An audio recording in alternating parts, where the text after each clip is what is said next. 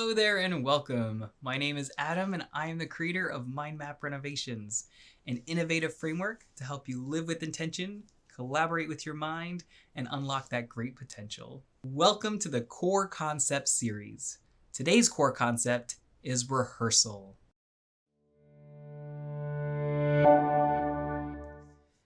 Rehearsal in NLP is generally referring to imagining yourself completing a task or a goal or some sort of action. Now, rehearsal can mean actually rehearsing, as in speaking to yourself in the mirror, acting out physically some sort of motion. Those definitely fall into the category of rehearsal, but for our purposes, for this section, we're going to take it to mean more of the imagination aspect of rehearsal. So the cool thing to know about rehearsal is that your brain cannot distinguish between actually doing a task and imagining doing a task. It's actually really cool. So when you rehearse mentally doing a task, it is just like practicing. It's just like physically doing that task if it's a physical task. So you can use this as a superpower to be more intentional about your life. And if you have a conversation that's coming up that might be difficult, be a great idea to rehearse that. If you have a speech that you want to give, you might want to mentally imagine what's going to happen, when it's going to happen, how you're going to feel. That's another important aspect of rehearsal that's different from just going up on a stage and practicing.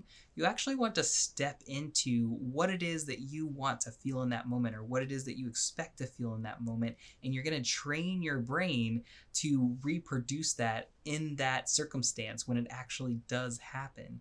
So remember, your brain cannot distinguish between imagining doing a task and actually doing the task. So use this to your advantage. Another great way to kind of use this trick of the brain to better yourself is to read books.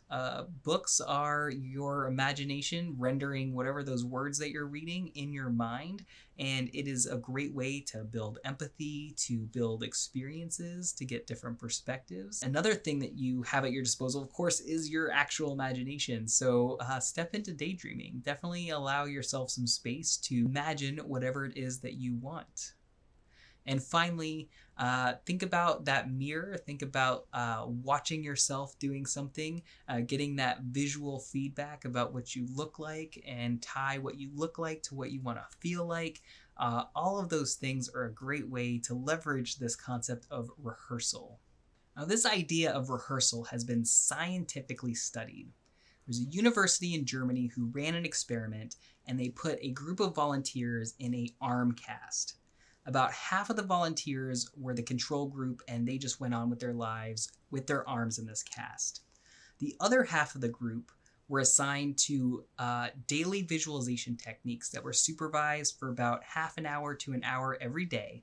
And the visualization techniques actually had those folks imagine working out the muscle groups that were in this cast. They did not exert any sort of actual physical changes to their arms. They didn't actually perform the exercises. They only imagined themselves performing the exercises.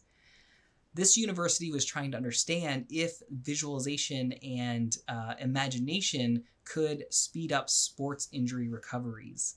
And what they found when they took the cast off of the control group and the experiment group is that the experiment group who had done the visualizations actually had more dexterity and more strength after they got their cast removed than the control group who did no visualization whatsoever. So think about the implications of that. Think about how powerful the mind must be for simple visualization to help you heal faster or at least maintain your capabilities through visualization alone. That's pretty cool. Rehearsal can even be used to help you remember to do stuff. I'll give you a recent example, a real life example that I had. I wanted to make sure that I put some laundry in first thing in the morning when I woke up. I was a little behind, I'm out of towels. I told myself I really need to put those towels in the washer right in the morning. So I imagined myself walking into my closet, putting the towels into my laundry basket, walking the laundry basket to the washer, putting the laundry in the washer, putting the soap, pushing the buttons. I did all of this, and sure enough, the very next day, as soon as I woke up, the first thing that came to mind was I need to put the laundry in the washer. Now, it's also important to note that if you are using rehearsal to try to remember something, be sure to give your mind a trigger for when it should do that thing. So for me in my laundry, my trigger was I kind of visualized the sun coming up, and that was my way to tell my subconscious, okay, when the sun comes up, this is the behavior we're going to execute. And if you don't do that, if you miss that step and you don't give yourself a trigger, remember, you might be liable to think that you've already completed that task, which explains a lot my childhood a little bit. My dad always used to get on me about, not doing something that I thought I had done. He'd say, go do this. And I'd say, I already did that. He said, well, it's obviously not done. Just thinking about it doesn't mean that you did it. And at the time, I found that very frustrating as a kid because I was so sure that I had done it, even though it clearly wasn't done. But that does explain a lot. So long story short, it's really important to, if you're going to be using this technique to help yourself remember to do things, to make sure that trigger is there so that you know when to do the thing. Until I see you again, I invite you to always be nice to yourself.